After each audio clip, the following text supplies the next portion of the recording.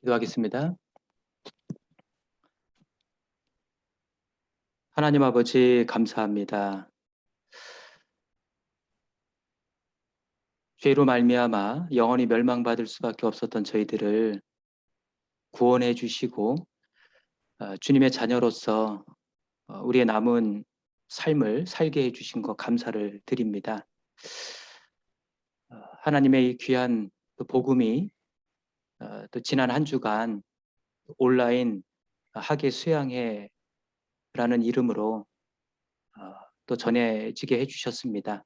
이번에 또 수양회를 통해서 많은 잃어진 영혼들이 구원함을 받고 또 영생의 소망을 또 얻게 해주신 것 정말 감사를 드립니다.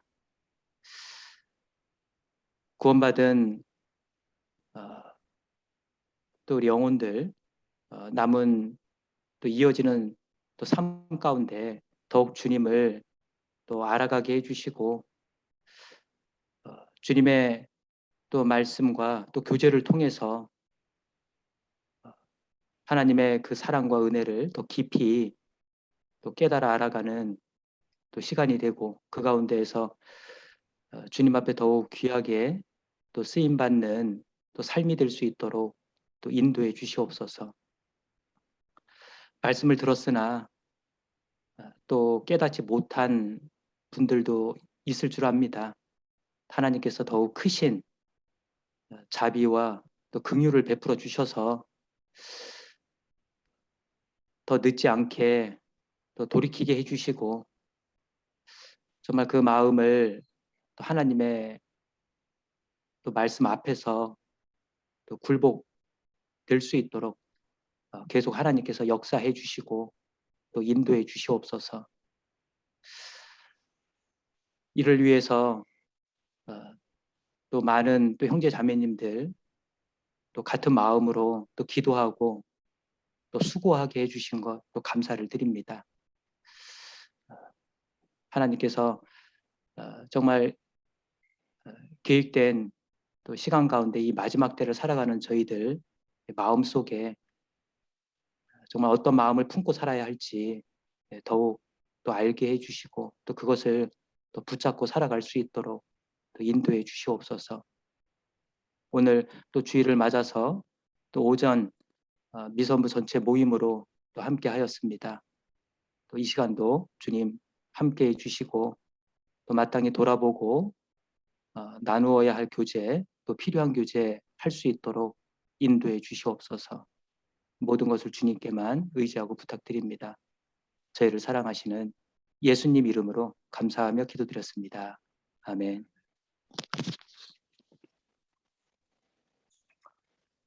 예, 성경 고린도전서 7장을 찾겠습니다.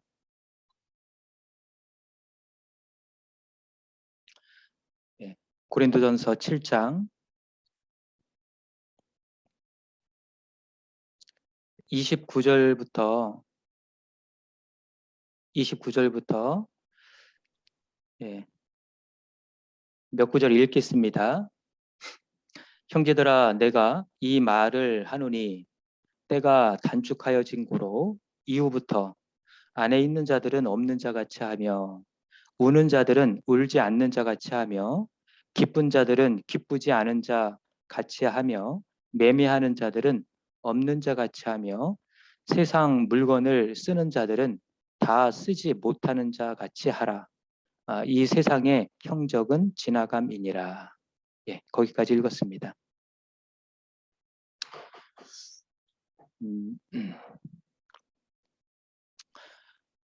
한 주간 또 전도하시느라고 수고 많으셨습니다. 이곳저곳에서 정말 그 이뤄진 영혼들 위해서 또 그 기도 부탁하시는 그 내용을 보면은 정말 그 간절함이 느껴지고요. 그러나 참 이 뜻대로 잘 되지 않고 정말 그 마음을 아주 강팍하게 하는 그 또 영혼들을 향해서 또 안타까워하는 그런 마음도 좀 느낄 수 있었던 것 같습니다.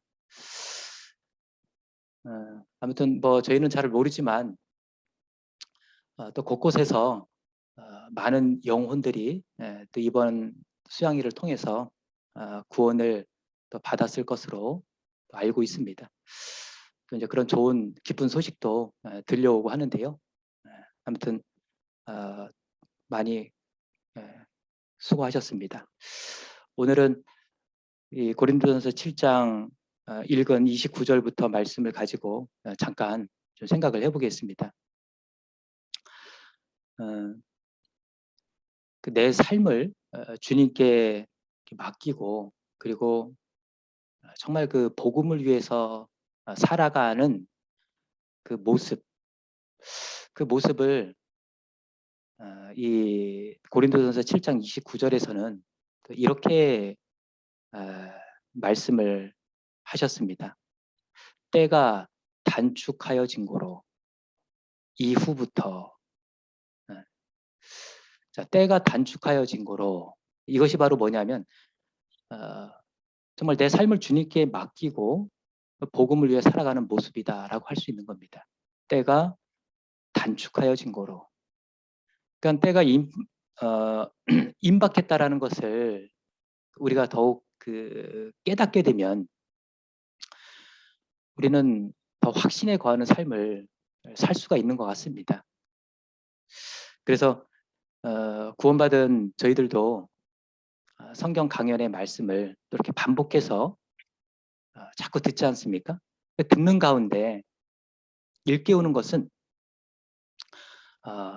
뭐 여러 가지가 있지만 그 중에 하나가 정말 때가 얼마 안 남았구나 하는 거죠. 이번에 하계수양의 말씀을 들으면서도 이제 그런 또 생각을 또 하게 되었던 것 같습니다. 하나님은 정말 성경을 통해서 수많은 증거로 때가 단축해졌음을 경고하고 계시지 않습니까?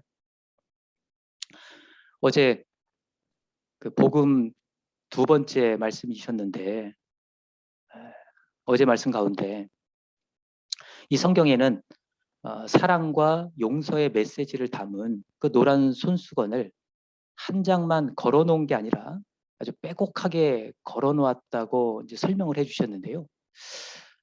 경고에 대한 메시지도 마찬가지인 것 같습니다. 성경 전반에 걸쳐서 경고장으로 사실 빼곡하게 채워져 있는 겁니다. 그러면서 말씀하고 계셔요. 생각하여 봐라. 주의하라. 그리고 일깨우라. 거듭거듭 말씀하고 계시는 있습니다. 자, 그럼에도 불구하고요. 왜 나는 그 어떤 확신에 거하는 그런 신앙의 삶을 살지 못할까? 얼마나 더 많은 증거를 보여줘야 모든 것을 주님께 온전히 맡기고 살아갈 수 있을까? 사실 이런 질문을 이렇게 스스로에게 이렇게 던져보기도 하지 않습니까?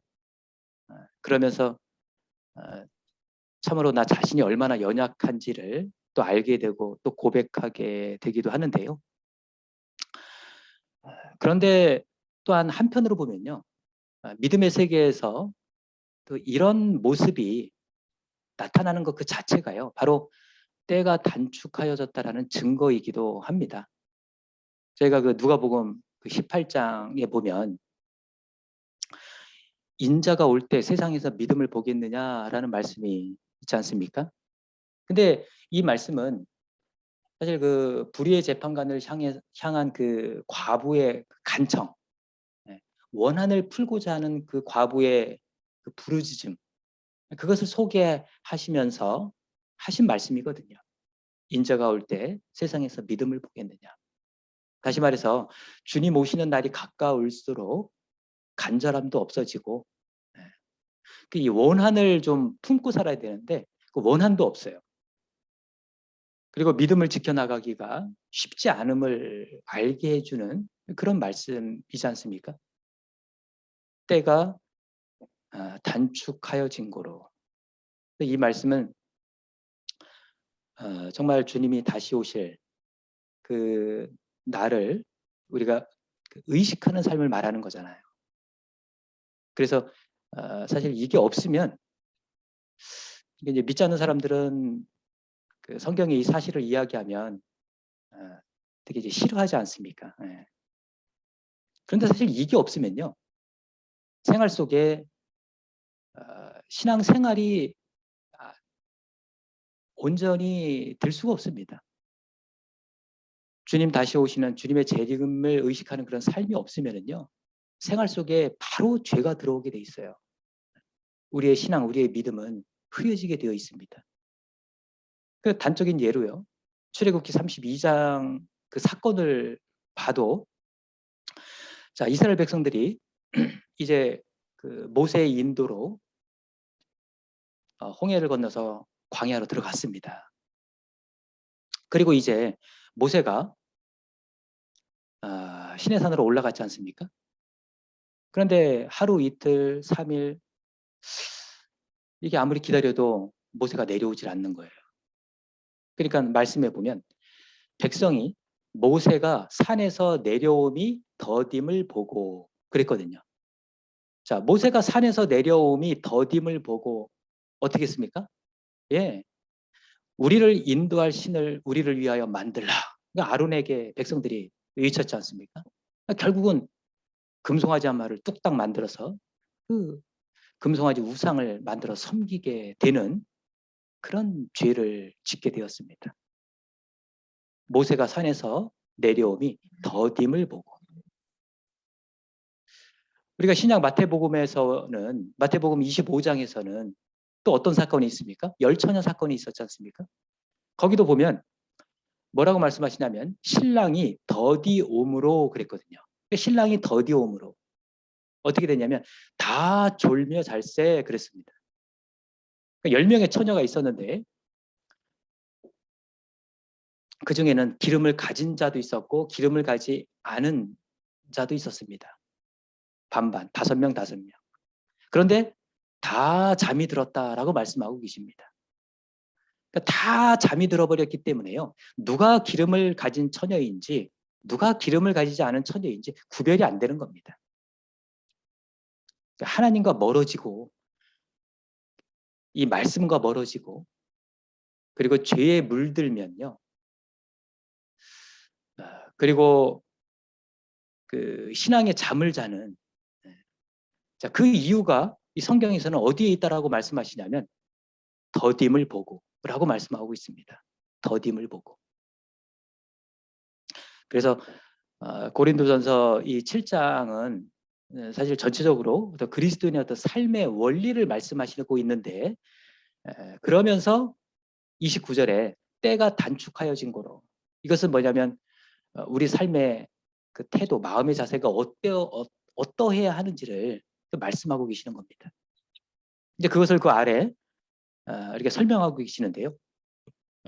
잠깐 살펴보면 자, 어떠해야 되느냐. 그리스도인의 삶의 자세가 마음의 그 태도가 어떠해야 하느냐. 그 29절 다시 한번 보면요. 29절에 형제들아 내가 이 말을 하노니 때가 단축하여진 거로 이후부터 안에 있는 자들은 없는 자 같이 하며 우는 자들은 울지 않는 자 같이 하며 기쁜 자들은 기쁘지 않은 자 같이 하며 매매하는 자들은 없는 자 같이 하며 그러니까 어떤 삶이 필요하다고 말씀하시는 겁니까? 네, 바로 초연한 삶이 필요하다라고 말씀하시는 겁니다. 네. 이 세상에 있는 것 그런 것에 대해서 너무 연연해하지 말고 있어도 없는 것처럼 네. 왜 그것이 중요한 게 아니기 때문에 자 그리고 두 번째는 31절입니다. 세상 물건을 쓰는 자들은 다 쓰지 못하는 자 같이 하라. 이 세상의 형적은 지나감이니라. 라고 말씀하셨습니다. 어떤 삶의 자세가 필요하다고 말씀하시는 겁니까? 네. 자신을 이 세상에서 자신을 나그네로 인식하는 삶의 자세가 필요하다고 말씀하고 계십니다. 나그네로 인식하는 삶. 그렇죠. 기차를 타고 가든 이렇게 어딘가를 여행을 갈 때 지나가는 길 아닙니까? 지나가다가 차창 밖을 보면 정말 뭐 아름다운 것도 많죠. 예. 뭐 너무 그 아주 절경입니다. 예. 야, 참 저런 곳에서 살면 참 좋겠다. 그렇다고 해서 어때요? 그렇다고 해서 내려서 그쪽에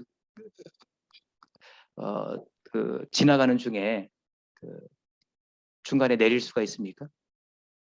그게 아니지 않습니까? 목적지가 있기 때문에 그럴 수 없는 겁니다. 자, 다리를 건너가고 있습니다. 다리가 너무 아름다운 거예요.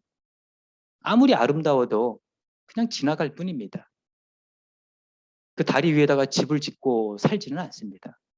이 세상은 건너가는 다리에 불과한 겁니다.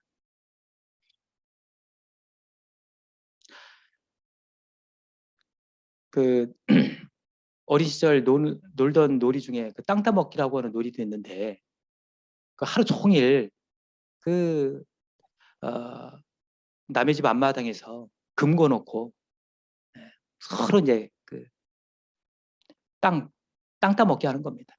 그냥 한 뼘이라도 더 따먹으려고 아웅다웅 하면서 하루 종일 그러고 놀지 않습니까? 그러다가 어느덧 저녁 때가 되면요. 이제 막 굴뚝에서 막 연기가 피어오르고 그리고 어디선가 나를 부르는 소리가 들리죠. 네. 엄마의 목소리입니다. 저녁 밥 먹으라는 소리예요. 그러면 이제 그 안에서 어떤 일들이 벌어집니까? 자, 그 안에는요. 하루 종일 열심히 해가지고 땅을 많이 빼앗은 땅 부자도 있고 예. 그리고 조금밖에 못 빼앗은 사람 친구도 있고요. 그리고 아예 그냥 땅이 없는 그냥 주변에서 구경만 하고 있는 구경꾼들도 있었습니다. 그런데 어때요? 네, 저녁이 돼서 자기를 부르면요. 뒤도 안 돌아보고 다 달려갑니다. 그렇습니다. 네. 그냥 이 세상이 그렇다라는 거예요. 그래서 우리는 철저히 자신을 나그네로 인식하는 그런 삶이 필요하다라고 말씀하고 계십니다. 요한 1서에서는 그래서 이 세상이나 세상에 있는 것들을 사랑치 말라. 마음이 빼앗기기 때문에 그렇습니다. 네, 사랑하면. 그러면서 이 세상도 그 정욕도 지나가되라고 말씀하고 계십니다. 그러면서 대비시켜 말씀하신 게 오직 하나님의 뜻을 행하는 이는 영원히 거하느니라 라고 말씀하셨죠. 그리고 32절입니다. 고린도서 7장 32절. 장가간 자는 세상 일을 염려하여 어찌하여 아내를 기쁘게 할꼬 하여 마음이 나누이며 시집가지 않은 자와 처녀는 주의 일을 염려하여 몸과 영을 다 거룩하게 하려 하되 시집간 자는 세상 일을 염려하여 어찌하여 남편을 기쁘게 할꼬 하느니라. 그리고 35절입니다. 내가 이것을 말함은 너희의 유익을 위함이요 너희에게 올무를 노려함이 아니니 오직 너희로 하여금 이치에 합하게 하여 분요함이 없이 주를 섬기게 하려 함이라. 이게 목적인 겁니다. 분요함이 없이 주를 섬기게 하려 함이라. 이 마음이 이 자세가 필요하기 때문에 말씀하시는 겁니다. 그러니까 분요함이 없는 그런 삶의 자세가 필요하다라고 말씀하고 계시는 겁니다. 그 마음을 정말 우리의 마음을 아주 그 분요하게 만드는 것들이 우리 주변에 너무 많잖아요. 네. 그리고 거기에 이렇게 딱 걸려 있는 것들이 사실 너무 많아요. 네. 그리고 그러한 것을 이렇게 딱 쥐고 있는 게 너무 많아요. 그러한 것들이 내 마음을 분요하게 만드는 겁니다. 이게 좋은 것이 아니라고 말씀하시는 겁니다. 그냥 그것 때문에요. 항상 염려와 갈등이 생기고 그리고 마음이 나뉘게 된다라고 말씀하고 계시는 겁니다. 그래서 심플 라이프, 좀 단순하게 살아라 라고 말씀하시는 겁니다.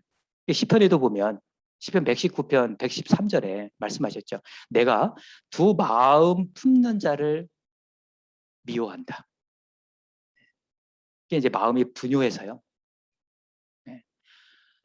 이제 오르지 하지 못하는 겁니다. 마음이 다른 데로 많이 빼앗겨 있는 겁니다. 두 마음을 품는 거죠.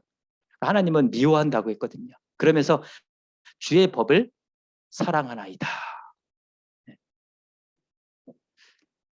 자, 두 마음을 품어 모든 일에 정함이 없는 자로다. 야고보서 1장에 말씀하셨는데 두 마음을 품어 모든 일에 정함이 없는 자로다. 마음이 나뉘면 그렇습니다. 어떤 분은 전에 이렇게 그 간증을 하시는데 이제 어떤 그 자매님이셨는데요. 연세 좀 이제 드셨고, 근데 그 자매님께서는 그 항상 이제 외출을 하거나 또 여행을 갈 때는 그 가기 전에 방을 깨끗하게 정리를 해놓고 나간답니다. 그리고 이제 정말 중요한 것은요, 이렇게 메모를 그 자리에다 해놓고 나간대요. 왜 그러셔요? 물어봤더니만 다시 돌아오지 못할 수도 있다라는 그런 생각이 들기 때문에. 네.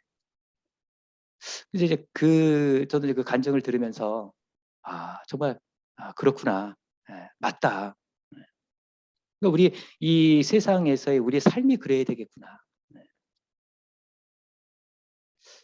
정말 잠깐 지나가는 건데. 네. 그래서 여기서 천년 만년 살 것처럼 그것이 아니라 언제든지 떠날 준비를 하는 겁니다. 그리고 하루살이 인생이라고 말씀하셨잖아요. 그러니까 정말 하루의 삶을 살더라도 정말 오늘 그냥 오늘 주님이 오셔서 주님 앞에 딱 가더라도 그냥 전혀 문제가 없도록 그렇게 항상 매일매일을 어떤 정리를 하면서 삶의 정리를 하면서 살면 내 삶이 지금보다는 훨씬 좀 규모 있어지겠다 이제 그런 생각을 해본 적이 있습니다.